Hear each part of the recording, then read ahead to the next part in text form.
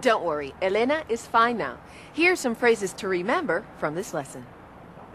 When something could happen, you can say, you may feel dizzy if you don't open the windows. Or, Elena might feel better if she rests. When something will probably happen, you can say, Jorge's office must be closed. He came over right away. Or, Sasha must be a good painter. Ming's apartment looks beautiful.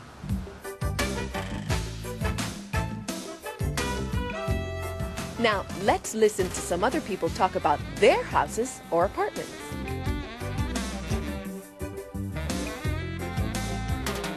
What did you have to do when you moved into your new apartment?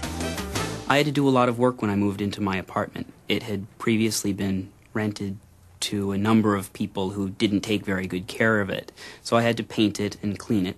The bathroom needed a lot of work.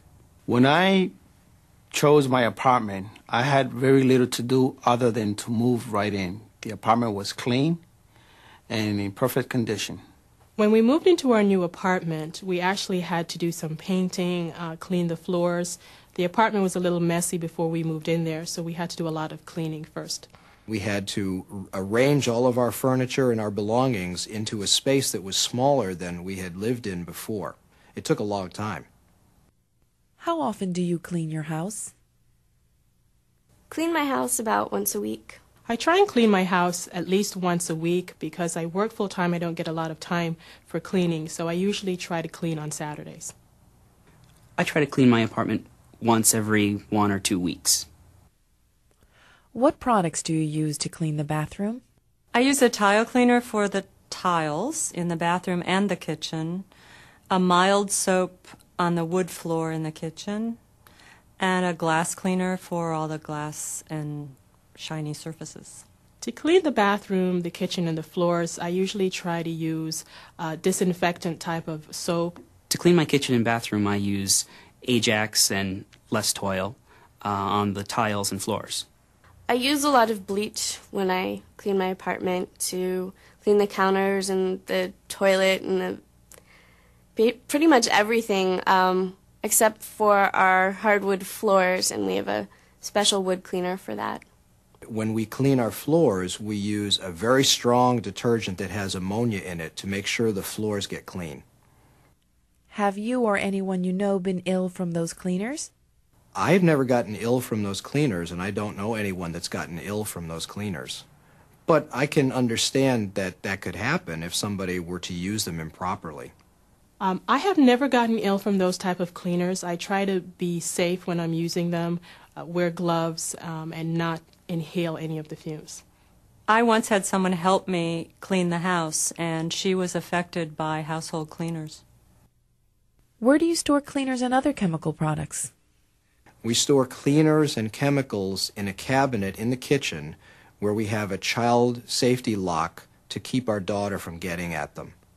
I store cleaners and other chemical products under the sink in my kitchen and the sink in my bathroom. I try to store any cleaners or other type of products in a cabinet out of the reach of my son, and I usually put a lock on the door as well. Well, that's all for today. Remember to practice the phrases and words you've learned. And remember, be very careful with cleaning and painting products. See you next time.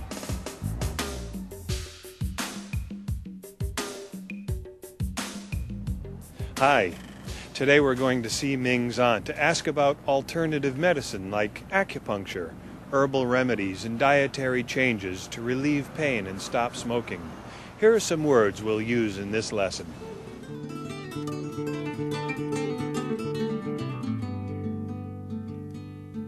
Acupuncture. Treatment.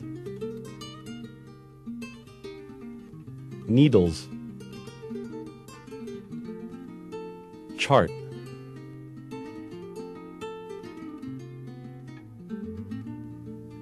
Diet.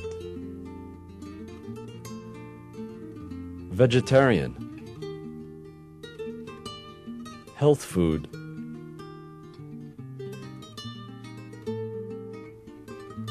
Stress. Tension. Relaxed. herbal remedy.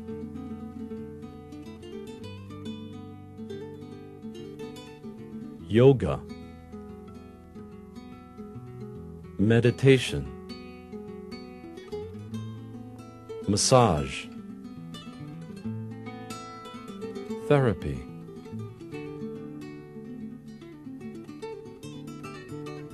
Exercise.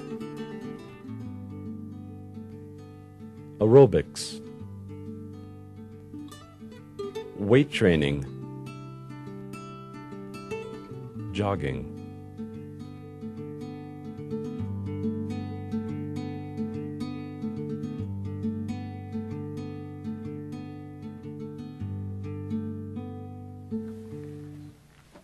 Dr. Huang. Hi, I'm Simon Bradford. Hi. And this is Sasha Tarlovsky. How do you do, Doctor? Ming sent us to see you. Nice to meet you both. Ming has told me a lot about you and your wife at the International Center. And you painted Ming's apartment. Thank you. It was nothing. So what brings you here? Well, when I was helping Ming move, I hurt my back lifting some heavy boxes. She said maybe you could help me. And I'd like to quit smoking. Ming said there's an acupuncture treatment for that. There's a treatment for everything. This chart explains the procedure. So you put needles into the body to help people feel better. Exactly. A treatment can last for a month or longer. So I can stop smoking if I get acupuncture.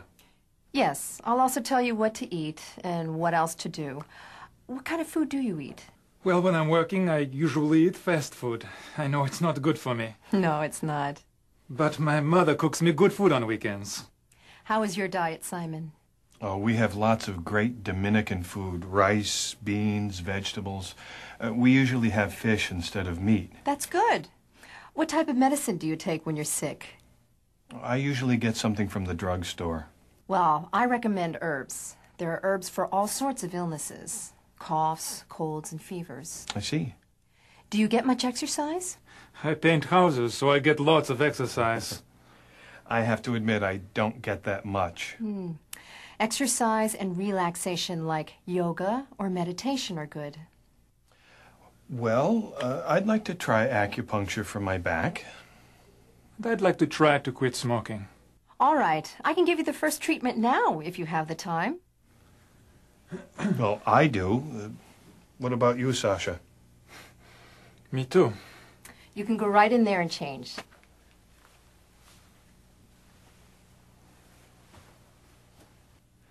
While Sasha's changing, here are a few phrases to remember from this lesson. To talk about where to go for health care, you can say, "There is an acupuncturist near my house. Is there one near yours?" Or, "There are 7 hospitals in my city. Are there many in yours?" To get information, you can ask, "What kind of food do you eat?" Or, "What type of medicine do you take?" Or, "What sort of exercise do you recommend?"